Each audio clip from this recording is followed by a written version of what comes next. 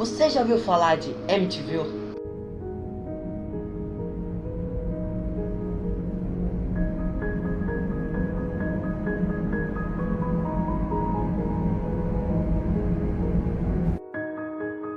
Se você é fã de filmes de terror assim como eu, então deve conhecer o clássico Horror em Amityville, certo?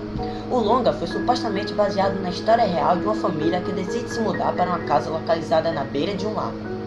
Só que essa residência havia sido palco de diversos assassinatos sangrentos no ano anterior, e logo que os novos moradores se instalam no local, fenômenos inexplicáveis teriam começado a ocorrer. Mas afinal, o que realmente aconteceu na casa? Os crimes.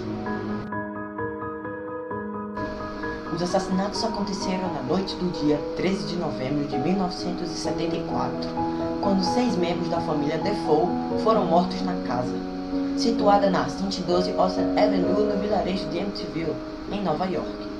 Entre as vítimas estavam os pais, Ronald e Louise, e os 4 filhos do casal, Dawn, de 18 anos, Ellison, de 13, Mark, de 12 e John, de 9. Todos foram mortos a tiros enquanto dormiam, e o único sobrevivente do massacre foi o filho mais velho, Ronald Jr., cujo apelido era Butch, de 23 anos. Ronald e Louise levaram 2 tiros cada um, enquanto os filhos do casal foram assassinados com um único disparo. Butch foi levado à delegacia para um interrogatório e, apesar de negar seu envolvimento nos crimes em um primeiro momento, inconsistências em sua história levaram os policiais a pressioná-lo. Então, no dia seguinte, Butch confessou ter cometido os crimes.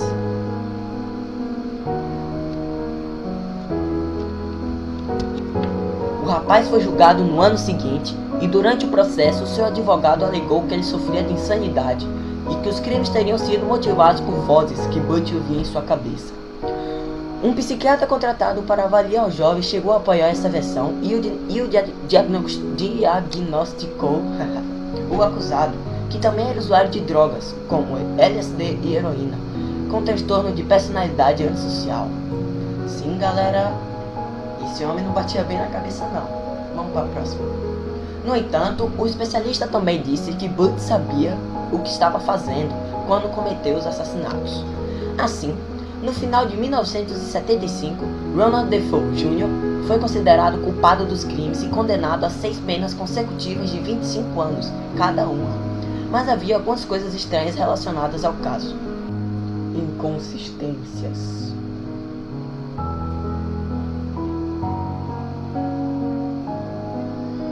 As 6 vítimas foram encontradas mortas em suas camas, e não havia nenhum sinal de luta na cena dos crimes. Além disso, as necropsias realizadas nos corpos não revelaram a presença de qualquer sedativo nos organismos dos integrantes da família. E Butch foi a única pessoa condenada pelos seus assassinatos.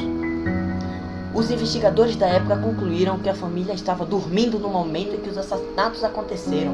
Entretanto, como Butch teria conseguido balear seus pais e 4 irmãos sem que ninguém na casa acordasse com os tiros e reagisse à matança. Teria ele contado com a judia sobrenatural e muito maligna no fim das contas? Butch fez várias confissões ao longo dos anos, e a mais consistente aconteceu no final do ano 2000, durante uma entrevista com Rick Osuna, autor de um livro sobre os assassinatos. Segundo Butch, seu pai era extremamente abusivo com a família, e Dawn, a irmã de 18 anos, foi quem teve a ideia de matar os pais. Ela estava especialmente irritada com Ronald, que a havia proibido de se encontrar com um namorado na Flórida. Noite sangrenta. A ideia de matar a família surgiu na véspera dos crimes, enquanto Butch e Dawn bebiam e usavam drogas com 2 irmãos no porão da casa. O rapaz desse primeiro se negou a participar, mas acabou cedendo, e a dupla convidou o par de cúmplices para participar do massacre. Então, enquanto um dos amigos ficou de guarda, o trio começou a matança por Ronald e Louise, que se encontravam na cama quando foram surpreendidos pelos tiros. Originalmente, o plano era assassinar apenas o casal e levar os irmãos à casa dos avós no Brooklyn, mas a coisa acabou saindo do controle.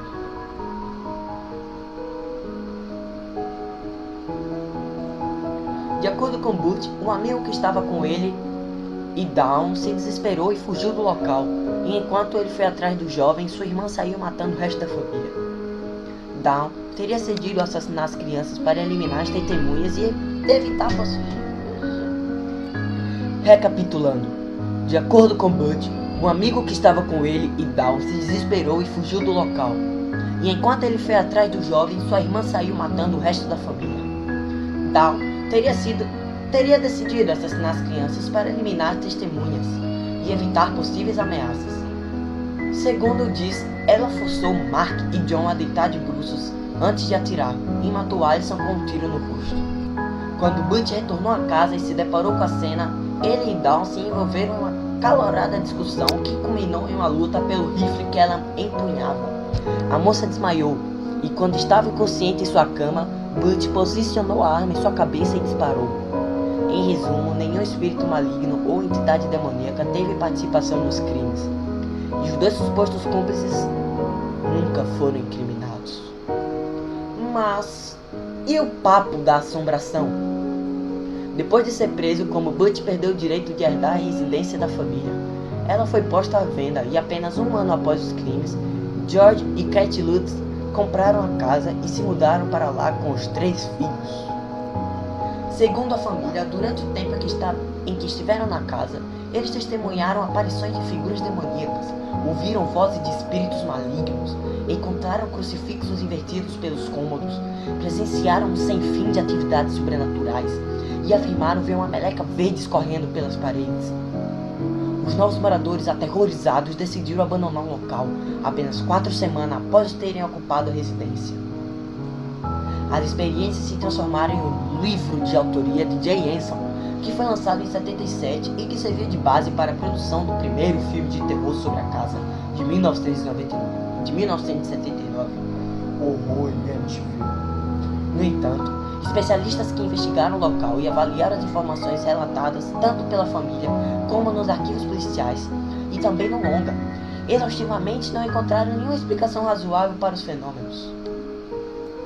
Os Lutz mantiveram a versão de que suas experiências eram reais durante os anos, período no qual eles ganharam uma verdadeira fortuna com os direitos sobre a história e os filmes baseados no caso. Mas a confirmação de que tudo não passava de armação aconteceu quando o advogado de Butch admitiu que a história de terror não passava de balela e que havia sido inventada por ele e os Lutz com o auxílio de várias garrafas de vinho, mas sem a participação de nenhum fantasma. Agora é com vocês. Vocês acham que teria tudo a armação? Ou seja, tudo que os Lutz vivenciaram não passava de uma armação do Butch?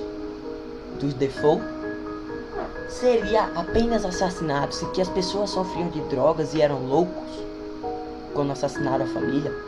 Quando os Lutz ficaram na casa, havia mesmo fantasmas? Na família Defoe, tudo participava de uma influência maligna? Deixa aqui nos comentários para a gente saber. Um grande abraço e fiquem com o abraço do Assustados. Fui, galera!